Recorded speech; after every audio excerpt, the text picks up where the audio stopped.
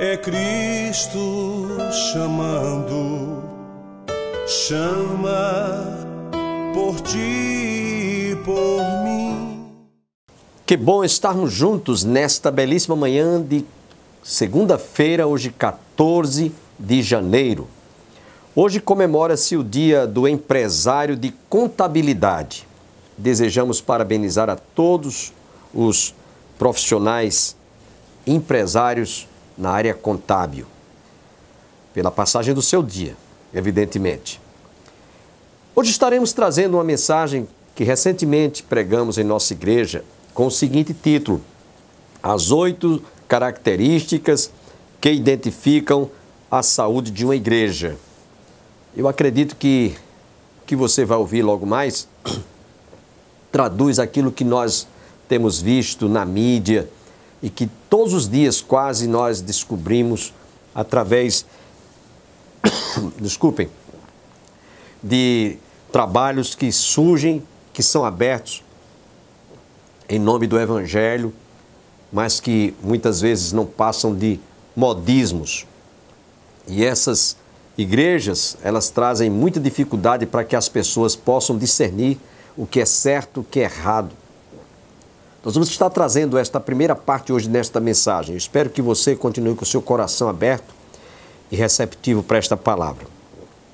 Antes, porém, desejamos fazer uma oração de gratidão pelos nossos mantenedores e patrocinadores. Inclusive, se você quiser nos ajudar a manter este programa no ar, você poderá fazê-lo através de uma oferta generosa, entregando-a na Livraria Manancial, por trás das lojas Olacante, no centro da cidade.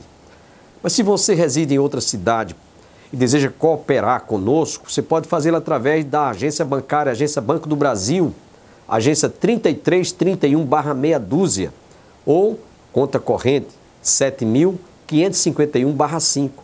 Nós ficaremos imensamente agradecidos àqueles que nos ajudarem a manter este programa no ar. Nós vamos orar nesse instante, agradecendo a Deus pela participação dos nossos parceiros e mantenedores. Obrigado, Senhor, porque nós mais uma vez estamos aqui a agradecer-te pela vida de todos que cooperam conosco, os que contribuem voluntariamente, espontaneamente e alguns até no anonimato. Que tu recebas a nossa gratidão pelas igrejas que colaboram, a Vinac, empresas que também estão nos ajudando a manter este programa no ar. Aceita a nossa gratidão e abençoe a todos que cooperam, que colaboram, que contribuem para que este programa permaneça no ar. É o que eu te peço, agradecido mais uma vez, em nome de Jesus. Amém. Fiquemos com a primeira parte desta mensagem que nós recentemente ministramos em nossa igreja.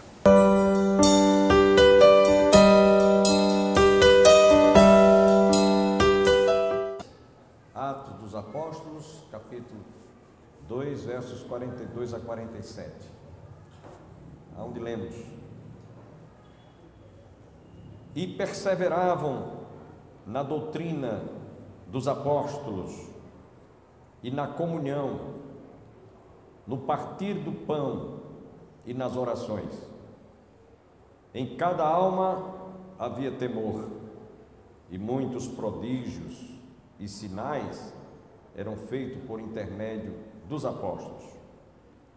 Todos os que creram estavam juntos e tinham tudo em comum. Vendiam as suas propriedades e bens, distribuindo o produto entre todos, à medida que alguém tinha necessidade. Diariamente perseveravam unânimes no templo, partiam pão de casa em casa e tomavam as suas refeições com alegria e singeleza de coração, louvando a Deus e contando com a simpatia de todo o povo. Enquanto isso, acrescentava-lhes o Senhor dia a dia os que iam sendo salvos. Amém? Vamos orar ainda, irmãos. Louvamos-te, ó Pai, porque o Senhor tem nos dado a alegria, o privilégio de fazermos parte do corpo de Cristo, que é a tua igreja, corpo místico de Cristo, corpo invisível de Cristo. E nós te louvamos porque nós um dia fomos inseridos como membros deste corpo, cujo cabeça é o Senhor Jesus, para dirigir, para governar, para dar as diretrizes, as orientações de como o teu trabalho deve ser realizado. E para isso a tua igreja precisa de ter energia oriunda do teu Espírito Santo, a unção, a graça do Senhor Jesus Cristo sobre todo este corpo, trazendo, portanto, Senhor, energia, trazendo saúde e vigor, para que nós façamos o teu trabalho, a tua obra, enquanto é dia, pois a noite vem quando ninguém mais pode trabalhar. Abençoe o teu povo reunido nesta noite, neste lugar, pois aqui está a tua igreja, composta de todos os membros e congregados aqui presentes. Fala ao nosso coração mais uma vez nesta noite, pois é o que nós te rogamos e já te agradecemos, em nome de Jesus. Amém. Podem sentar, irmãos. Eu queria nesta noite dar um tema a esta mensagem. Aí tem uma placa aí, proprietário de um Sandero branco, placa OFZ 0163, compareceu ao estacionamento. Deve estar vendo algum, está com a luz farol ligado, alguma coisa lá, interrompendo, não sei, alguma coisa. Eu gostaria de dar um tema a esta mensagem agora à noite. E o tema é esse: 8 características que identificam a saúde de uma igreja. O tema é um pouquinho longo, mas a gente, depois que desenvolver toda esta palavra, vocês vão entender por que nós denominamos essas 8 características. Vamos dizer comigo? 8 características que identificam a saúde de uma igreja. Só que eu não vi vocês, praticamente eu falei sozinho, quero ver a igreja toda. 8 características que identificam a saúde de uma igreja. Amém? E na introdução deste sermão, eu queria trazer aqui uma linguagem figurativa, ilustrativa do corpo humano. Eu acredito que todos quantos estão aqui, os que nos assistem em casa, no YouTube, na TV Master, TV Canal 11, TV Maior, em algum momento da sua vida você teve algum sintoma fisicamente que precisou você procurar um médico.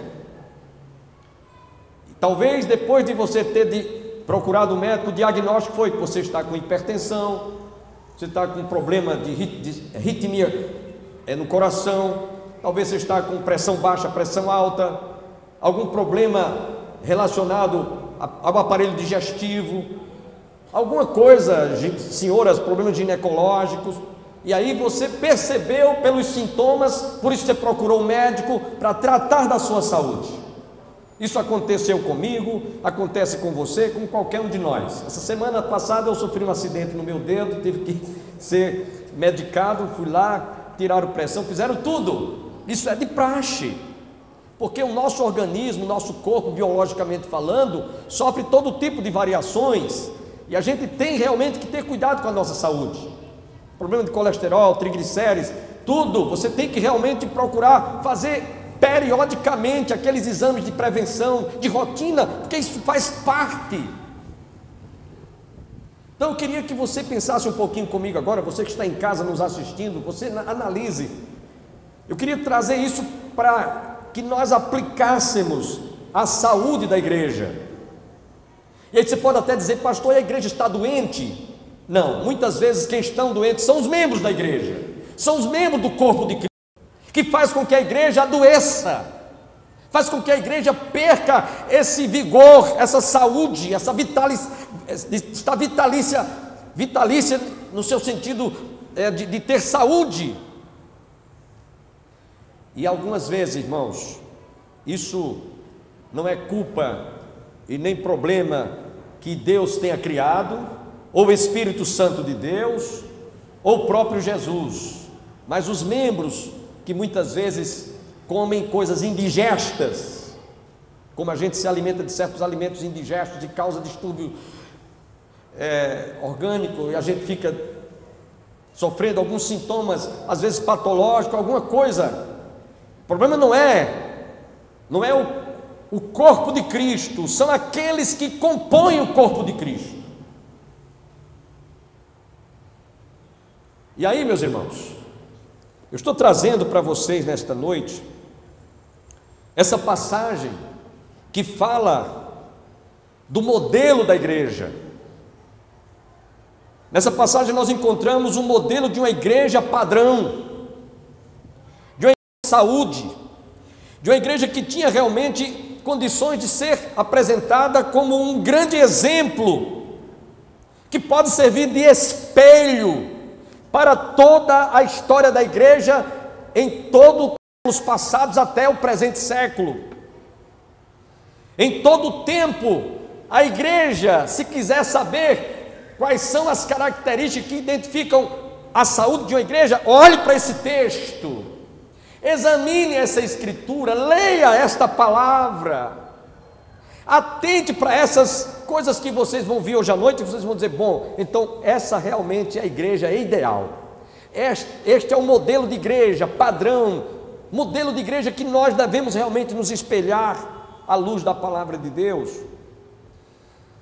Isso não quer dizer que a igreja ela seja perfeita, a começar de todos nós que somos imperfeitos, temos defeito dos pés à cabeça, e às vezes por outra eu digo à esposa, olha, não espere de mim perfeição. Eu comento com ela, vez por outra, digo, eu sou defeituoso do dedão do pé aos cabelos da cabeça. Agora, tenha paciência, porque eu não sou perfeito, não estou aqui justificando erros, eu estou apenas mostrando como é que a gente, como membro do corpo de Cristo, reconhecendo as nossas limitações, as nossas dificuldades, nossos defeitos, nossos erros e desacertos, precisamos de entender que realmente nós não somos aquilo que nós deveríamos ser. Mas voltando aqui ao texto, apesar da igreja, isso não quer dizer que nós sejamos perfeitos, pois os seus membros são compostos de carne e osso. Ninguém aqui está no estágio já de anjos com duas asas voando, como aqueles anjos que estavam lá em Isaías, quando ele teve a visão do Senhor assentado sobre o seu alto e sublime trono. Mas ainda estamos aqui, portanto, sujeitos a todas as fraquezas. Contudo, meus irmãos, o segredo está de nós termos consciência de que nós passamos a fazer parte do corpo de Cristo. Evidentemente, quando você tem consciência disso, você tem realmente que considerar que nós passamos a nos tornar membros do corpo de Cristo e templo do Espírito Santo de Deus. É isso que Paulo nos diz escrevendo na primeira carta aos Coríntios. E é este Espírito Santo que vai vitalizar, que vai dar realmente condições de capacitar a igreja para que ela tenha saúde. Agora vai depender de cada um de nós darmos lugar. Que é como você quando está doente, se você vai ao médico e o médico prescreve lá uma bateria de exames e você não faz os exames ou passa lá uma medicação para você tomar periodicamente e você não toma o medicamento nos horários estabelecidos, então você não vai melhorar coisa nenhuma, você vai continuar sofrendo os mesmos sintomas, as mesmas patologias. Reconhecer que o Espírito Santo de Deus que habita em nosso coração, ele vai realmente nos dar capacidade, ele vai nos capacitar para que nós façamos realmente aquilo que Deus quer, até quando nós oramos. Paulo escrevendo aos Romanos no capítulo 8, verso 28, nos diz que o Espírito Santo geme com gemidos inexprimíveis, porque não sabemos orar, não sabemos orar como convém. Você vê como é que as coisas funcionam no mundo do Espírito. Até o Espírito Santo, ele geme com gemidos inexprimíveis, porque nós não temos nem como saber ou conhecer a vontade de Deus. Ele é quem interpreta, quem traduz e quem descreve o que realmente Deus quer que nós façamos. Então vamos lá, essas características, por causa da hora. Eu numerei 8, você pode até descobrir mais outras características, você pode descobrir 10, 15, 20, eu não sei, mas à luz do texto nós fomos mastigando e a gente foi digerindo isso aqui. Primeira característica que pode identificar a saúde de uma igreja, está no texto, não estou inventando, não estou criando, não estou achando, não há achismo aqui, é o que está escrito na palavra, e nós temos que reconhecer que a palavra de Deus é a única regra de fé e prática para que nós possamos realmente nos orientar e nos regermos e nos corrigirmos quando estivermos errados, ou medicarmos o nosso coração para que nós não soframos sintomas que vão trazer ou fazer a igreja adoecer. Então o primeiro deles é que a igreja, aqueles cristãos que formavam aquela igreja, perseveravam na doutrina dos apóstolos. Digam comigo, perseveravam na doutrina dos apóstolos. Meus irmãos, a hermenêutica é uma regra ou um método que visa a interpretação dos textos, sejam filosóficos ou sejam religiosos. Em toda a ciência se estuda a hermenêutica, no direito a hermenêutica, na medicina a hermenêutica, em todo canto. São regras pré-estabelecidas que realmente não se pode fugir a esses princípios. É como no direito. O direito tem seus princípios, tem a hermenêutica, que não pode fugir. Um advogado, um promotor de justiça, um juiz, quando ele vai fazer qualquer laudo, quando vai julgar qualquer causa, ele não pode fugir àqueles princípios. São fundamentais, sob pena de se cometer erros graves ou crassos, se não se obedecer à hermenêutica. Meus irmãos, biblicamente falando, podemos dizer que a Bíblia se interpreta pela própria Bíblia. A Bíblia, e não a bula papal, a Bíblia, e não o Evangelho segundo Allan Kardec, a Bíblia, e não o Corão, e tantos outros ensinamentos errôneos, absurdos, que muitas vezes usam a própria Escritura Sagrada, sem ter realmente a fidelidade, se obedecer, se respeitar o que a hermenêutica diz sobre a interpretação das Escrituras Sagradas. E por isso é que a gente vê hoje muitas igrejas, me perdoe eu dizer isso, doentes, enfermas, com um bocado de modismo, e a maioria que não conhece a palavra de Deus acha que aquilo está certo, e vez por outra a gente vê tantas modas, tanto modismo. Eu me lembro bem, estou lembrando agora, algum tempo atrás havia uma onda que tomou conta do Brasil e do mundo, que você orava para ter dente de ouro. Que finalidade tinha um dente de ouro no reino ou na obra de Deus? O que tinha a ver o Espírito Santo de Deus dar dente de ouro para uns e para outros não? Isso traz algum resultado positivo? Qual é a vantagem que trazia dentro do contexto daquilo para o qual a igreja foi estabelecida? Nada. Vaidade. Alguém exibiu um dente de ouro, foi eu que recebi esse dente de ouro. Aí o que não recebia ficar, ai de mim, coitado de mim, você foi mais privilegiado do que eu. Coisas que não tem sentido. Algum tempo atrás havia a unção do riso. Onde tem isso na Bíblia? Algum tempo atrás o sopro, pessoa caindo. Isso está sendo pregado, ensinado, crido, defendido por algumas denominações em vários lugares. A gente não pode fugir, irmãos. Isso é produto, é fruto de uma igreja doente, espiritualmente falando. Há muitas igrejas que estão doentes, com essas coisas que não tem nada na palavra de Deus. O cai. Gente, se eu for falar aqui é muita coisa, para a gente não ir muito longe. Vejam que a palavra de Deus é o divisor da água, gente. Amém? A palavra de Deus. A igreja, naqueles dias, essa igreja aqui não era uma igreja doente, porque eles perseveravam na doutrina dos apóstolos, eles eram fiéis, eles não abriam mão destes princípios. A Bíblia é a única regra de fé e prática. E aí hoje nós vemos o neopentecostalismo, teologia moderna. Nós vemos, meus irmãos, tanta coisa, muitos crentes doentes, espiritualmente falando, miopia espiritual, sem visão do reino de Deus, letargia espiritual, isso gerado pelo fanatismo e tantas coisas que não tem realmente fundamento na palavra de Deus. A Bíblia diz que eles perseveravam na doutrina dos apóstolos. Se uma igreja quiser realmente ter saúde, esse é o primeiro exemplo. Não fuja da palavra, não deixe a palavra, não despreze a palavra. Paulo recomendou a Timóteo: insta, prega, permanece na doutrina que aprendeste. Coisa rara hoje, em nossos dias. O povo está atrás de modismo, de novidade. Então, isso é prova de que há muitos cristãos que, espiritualmente falando, estão enfermos, doentes espiritualmente falando. E aí leva as suas igrejas, né, a se distinguirem como sendo uma igreja grande, que está crescendo, mas muitas vezes apenas um inchaço.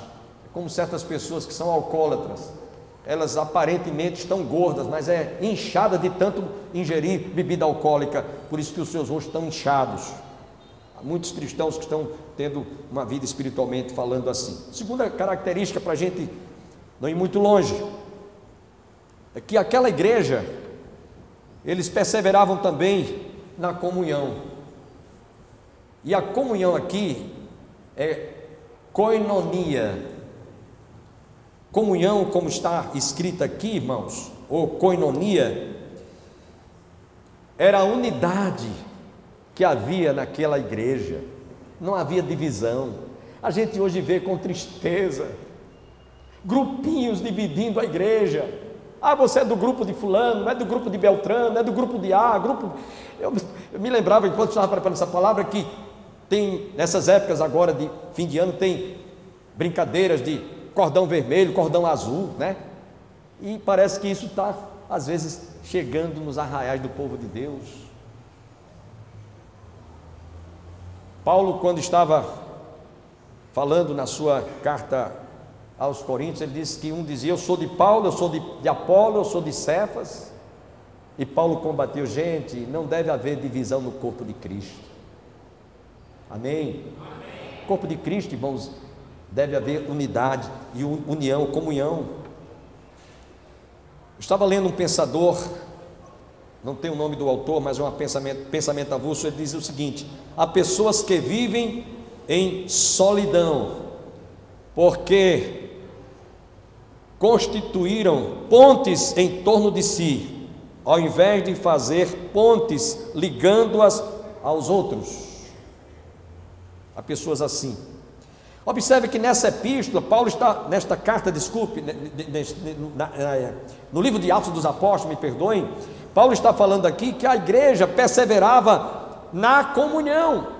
No mesmo livro de Atos dos Apóstolos, no capítulo 4, versículos 34 a 37, ele fala um desdobramento disso aqui.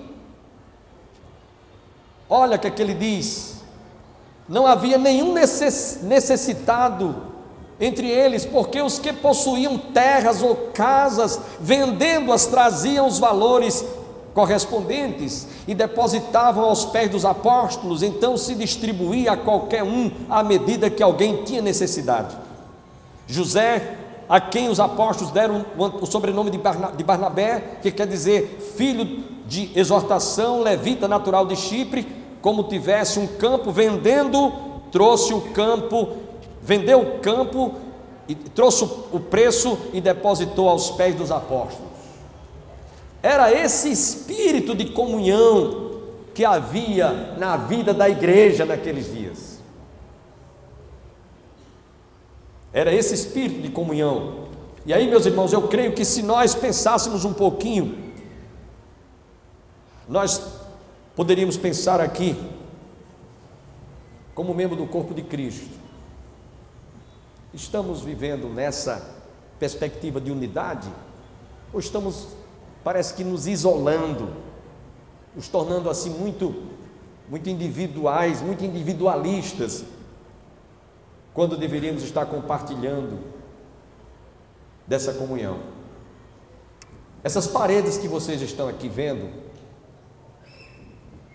elas foram colocadas tijolo sobre tijolo. Se não houvesse a argamassa composta de cimento e areia, jamais essas pilhas de tijolos que estão amontoados uns sobre o outro estariam em pé. Por que essas paredes estão em pé? Porque a argamassa ligou, uniu os tijolos, e eles estão aí firmes. Os edifícios altos que você vê aqui na cidade estão em pé porque estão todos ligados por toda aquela estrutura de concreto, feito com cimento. Queria que vocês pensassem um pouquinho. A igreja, como corpo de Cristo, ela está nessa mesma condição de estar unida pela unidade, pela argamassa que o Espírito Santo de Deus nos une. Louvado seja o nome do Senhor. Estou usando aqui uma linguagem figurativa, obviamente, mas observem a comunhão. Eles perseveravam na comunhão, e é assim que a igreja deve realmente se comportar, como corpo de Cristo. Amém? Paulo, escrevendo na carta aos Coríntios, capítulo 12, diz que se um membro do corpo sofre, todos os demais membros do corpo sofrem com ele. Eu levei um corte essa semana com o meu dedo, quase que eu perdi o dedo. Na hora eu senti uma dor, parecia que era todos os membros do corpo, tudo sofrendo com a dor. Eu preciso anestesiar para poder o rapaz fazer o curativo. Sabe, irmãos, Paulo nos diz que nós somos membros do corpo de Cristo, devemos estar unidos. Porque é olho, não pode dizer eu não sou mão, não faço parte do pé, do corpo, porque sou ouvido, não sou olhos, não faço parte, coisa nenhuma. Todos nós formamos uma unidade. E é isso que Paulo diz, e ele está usando aqui essa expressão. A Escritura está mostrando que era assim que aquela igreja permanecia em comunhão, perseverava em comunhão. Nós vamos à terceira característica. Sabe o que havia naquela igreja, irmãos? Generosidade. Digam comigo: generosidade. Outra vez: generosidade. Por incrível que pareça, agora nesse período natalino, a gente está vendo na mídia muitos empresários, muitas instituições fazendo o que normalmente deveria ser feito em outros momentos, não apenas agora no fim do ano. Cestas básicas, auxílio às pessoas menos favorecidas e assim por diante. Isso é um ato de generosidade. Mas aquela igreja não cultivava isso apenas uma vez por ano, como a gente está fazendo agora, ou está vendo agora. A nossa igreja mesmo, durante esses dias, recolheu para 140, irmão, 160 cestas básicas. Ninguém está tocando trombeta aqui, não me interprete mal, mas 160 cestas básicas. Alcançamos 160 famílias menos favorecidas. Aquela igreja, essa igreja aqui, praticava um ato de generosidade. Não era só uma vez por ano, não era só em fim de ano, não era só em época natalina, não. O texto diz aqui que eles perseveravam unânimes na doutrina dos apóstolos, na comunhão, e diz aqui, no partir do pão. Era uma ação contínua. Inclusive nos versículos 44 e 45 diz: todos os que creram estavam juntos e tinham tudo em comum, vendiam as suas propriedades e bens, distribuindo o produto entre todos à medida que alguém tinha necessidade. Amanhã você está convidado, telespectador, a ouvir a conclusão desta palavra que nós trouxemos hoje, a primeira parte. Agradeço a todos que estiveram conosco. Esperamos em Deus estarmos juntos no próximo programa, se Deus quiser.